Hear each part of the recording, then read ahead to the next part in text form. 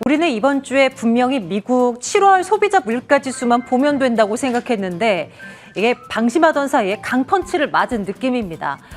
전일장 그리고 오늘 새벽까지 잇따라서 미국 반도체 업체들의 실적 경고에 대한 사인들이 잇따라 나오면서 우리 반도체주들도 영향을 받고 있는 흐름 오늘 확인이 되는데요. 바로 이것이었죠. 엔비디아에 이어서 마이크론도 실적 하향에 대한 이야기를 하고 나선 겁니다. 2분기 실적 가이던스를 이번에 또 하향 조정하겠다라고 이야기를 하면서 그 이유는 우리가 그동안 숱하게 얘기를 했었던 인플레이션 그리고 러시아 우크라이나발 전쟁 또 여기에 중국 코로나로 인한 봉쇄 그걸로 인해서 아직까지도 수요가 악화되고 있고 공급망 교란으로 인해서 실적이 부진할 거다라는 이야기를 하고 있는 겁니다. 그리고 2분기는 그렇다 치고 3분기는 어떨까요? 3분기도 안 좋다에 초점이 맞춰지고 있습니다.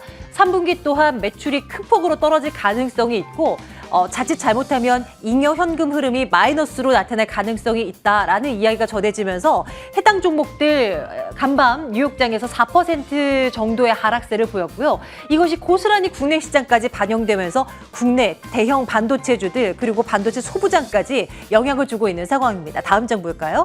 그럼 관련주들의 주가 움직임은 어떤지 한번 확인해 보겠습니다. 일단 간밤 필라델피아 반도체 지수의 움직임을 보면 4% 넘는 하락이었습니다. 3일 연속으로 기준으로 본다면 3일간 한 7% 넘는 하락을 보여줬고요.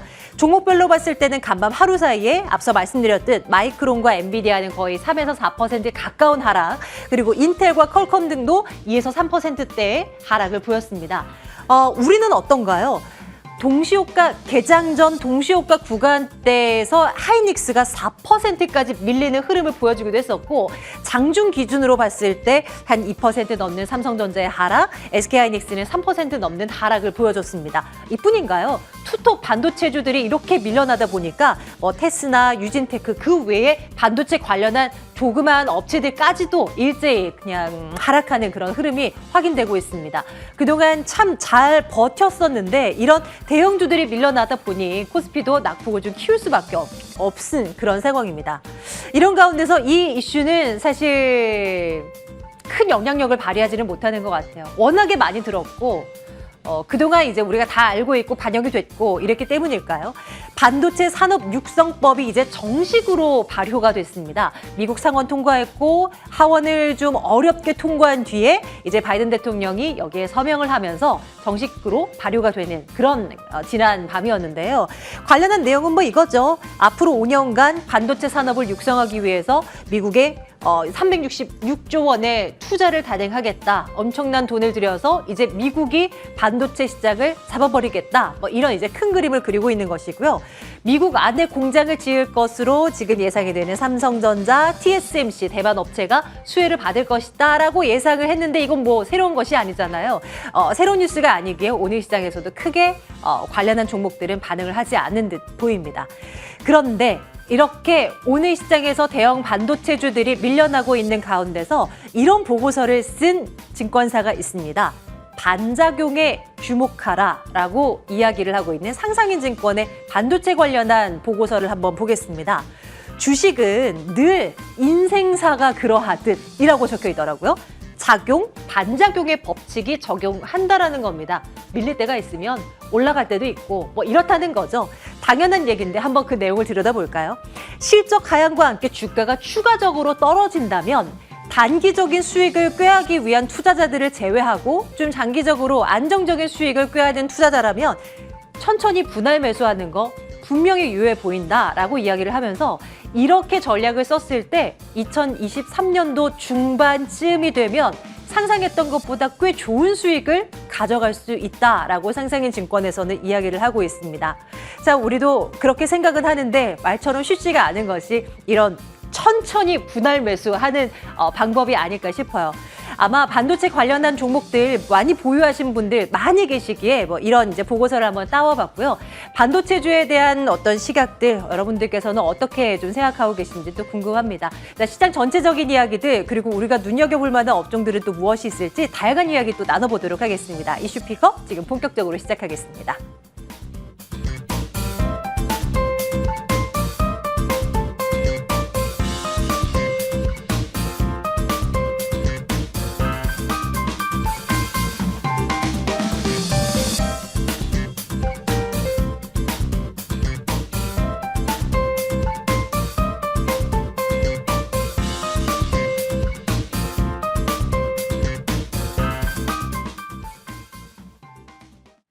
자, 오늘은 유한타증권 영업부 송태영 과장과 함께하는 날입니다. 어서 오십시오. 네, 안녕하세요. 네, 어제까지만 하더라도 시장 분위기가 뭐 나쁘지 않다라고 이야기를 많이 했었었는데 오늘은 반도체주들이 좀 밀리는 바람에 또 시장 분위기가 또다시 좀 냉각되는 분위기가 확인되고 있는 것 같아요.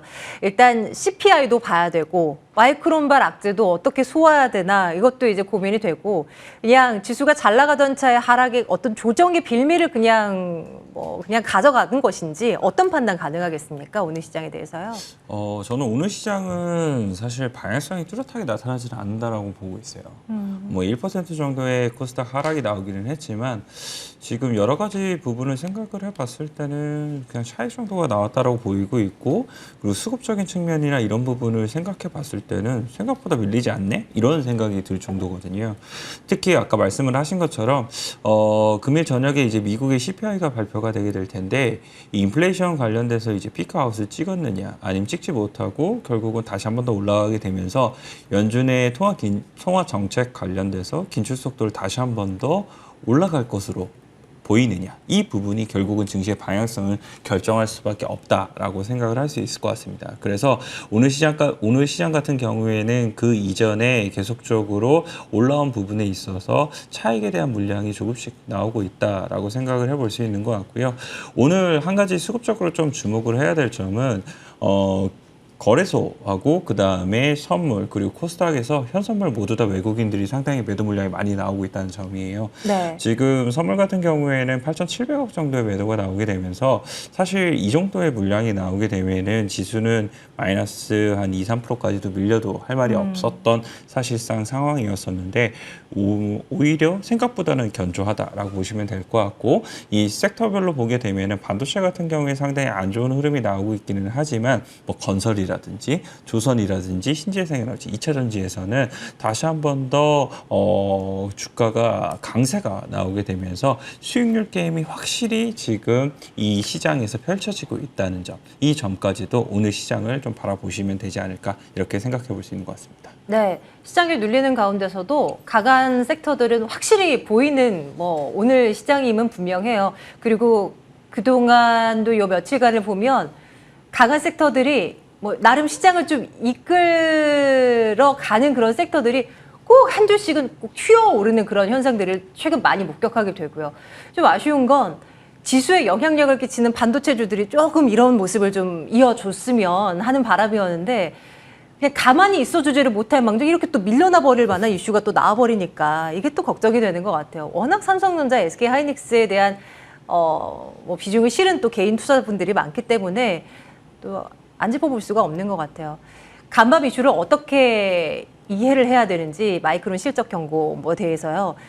근데 또 한편으로는 삼성전자의 경우는 이재용 사면 가능성 그리고 앞서 잠깐 살펴봤지만 영향력이 덜해졌다고 하더라도 미국의 이 반도체 육성 법안 관련해서 수혜가 또 국내 업체든 예상된다고 하니 이에 대한 영향력은 이제 생각하지 않아야 되는지 아니면 큰 기대를 걸지 말아야 되는 것인지 어떤 관점이신가요?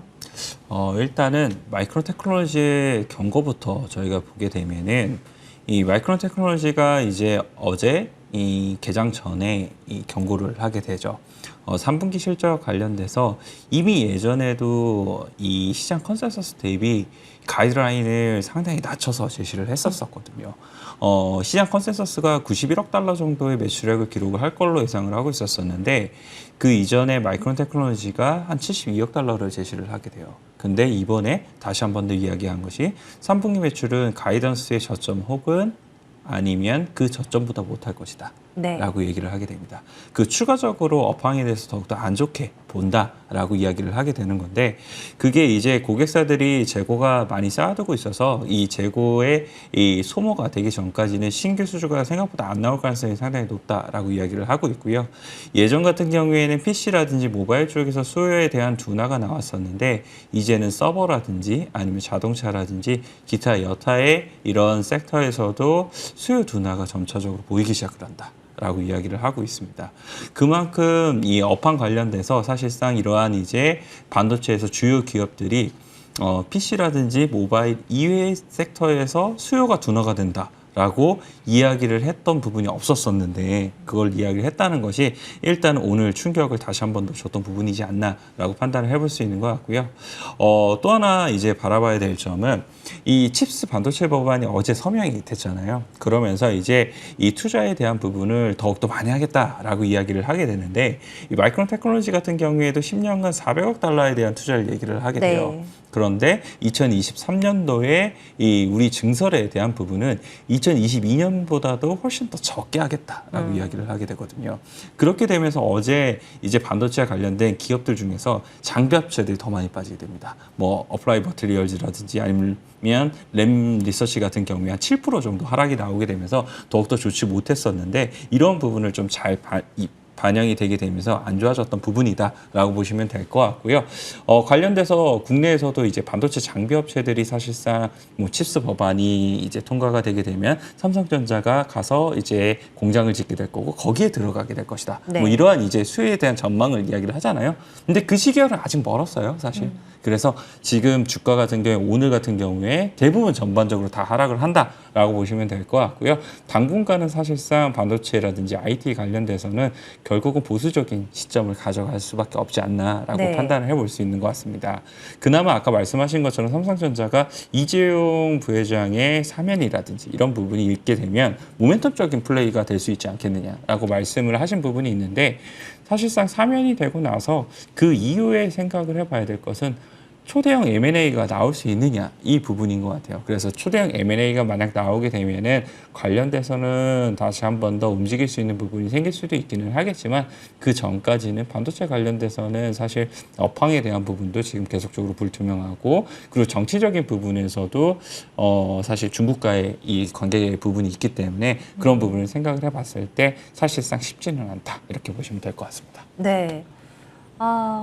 참 어렵네요. 반도체 주들이 가지 않는다면 시장에 이제 지수 따는 어떻게 이제 추가적인 상승으로 레벨업하기는 참 어려운 구간이 될 텐데 일단은 보수적인 시각을 당분간은 좀 유지해보고 또 결과 보면서 또 한번 이야기를 또 나눠야 될 것 같습니다. 머지 않았습니다. 뭐 이달 말쯤이면 이제 정확한 조금 구체적인 어떤 계획들이 또 나오지 않겠어요? 뭐 그런 얘기들 저희 팔로우하면서 한번 챙겨보도록 할게요.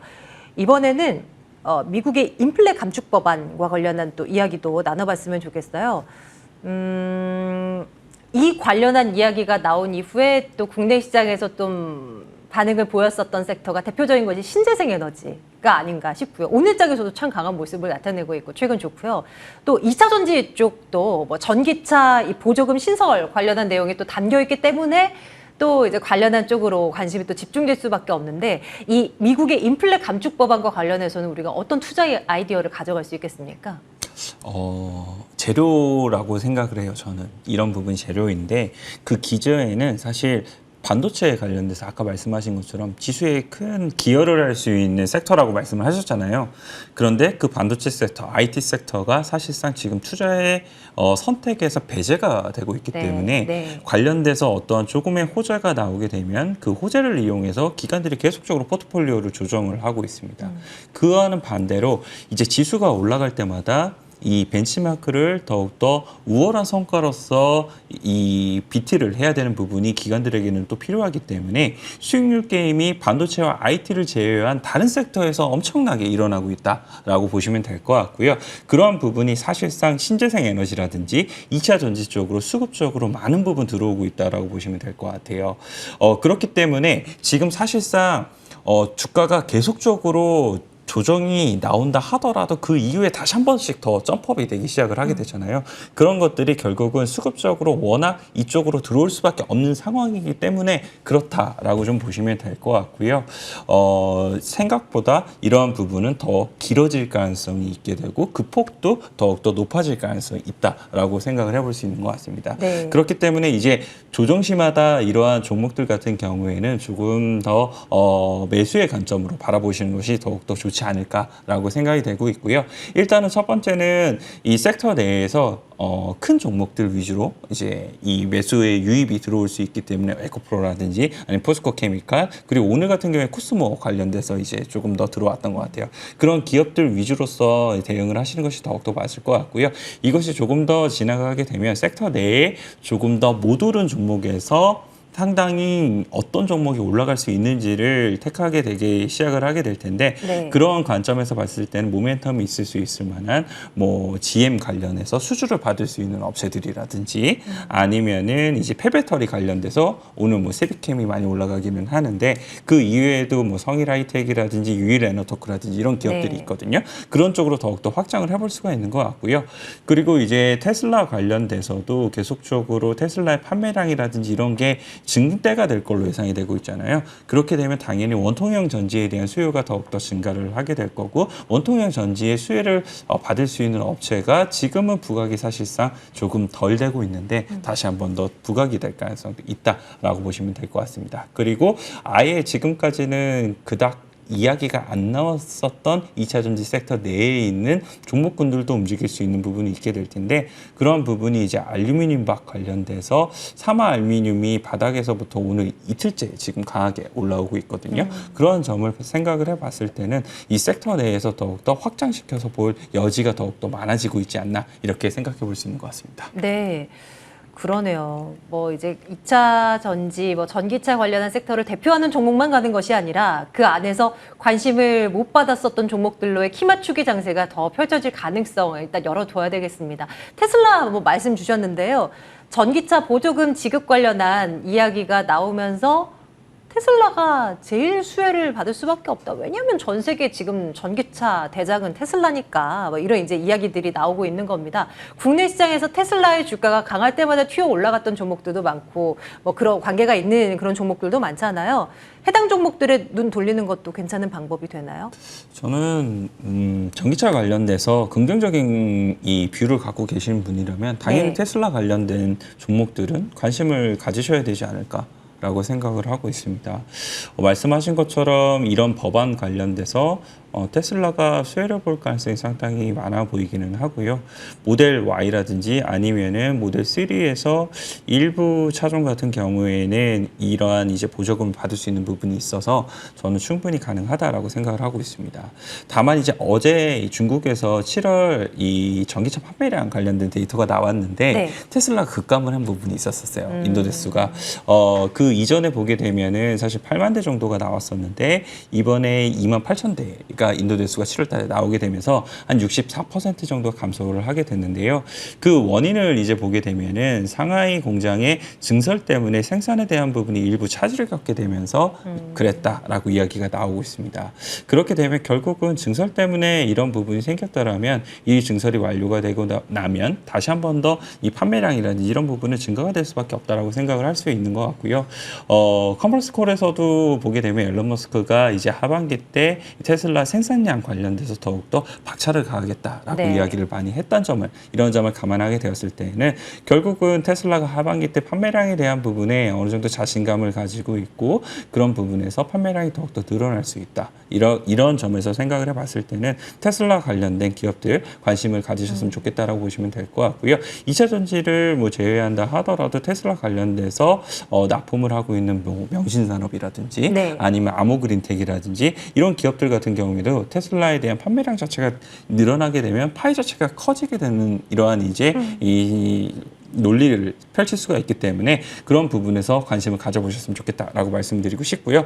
마지막으로 이제 테슬라가 다음 기가팩토리의 장소를 캐나다로 이제 꼽고 있어요. 이 캐나다로 꼽고 있는데 캐나다에 대한 이제 기가팩토리가 들어가게 되면은 아무래도 캐나다 쪽에 증설에 대한 부분을 가지고 있는 솔루스 첨단 소재 같은 경우에도 수혜가 전망이 좀 되고 있거든요. 네네. 그런 점에서 생각해 봤을 때는 이런 기업들로 대한 투자 아이디어를 더욱더 확장시키는 것도 지금은 필요하다. 이렇게 말씀드리도록 하겠습니다. 확실히 강자는 강자예요. 한동안은 뭐 숱한 악재들 속에 파묻혔었던 테슬라잖아요. 뭐 이제 대부분의 그 오너 리스크, 오너의 말 한마디에 이제 뭐 이제 그 테슬라 본업보다는 이제 다른 이슈에 이제 휘말려 버리면서 테슬라도 혹시 영향을 받는 건 아니냐 뭐 이런 얘기들도 참 많았었는데 다시 이제 강한 모습을 나타내고 있고 그로 인해서 또 그 파급 효과로 국내 시장에서도 다양한 기업들을 또 끌어올려주고 있는 그런 역할을 탄탄하게 해주고 있습니다.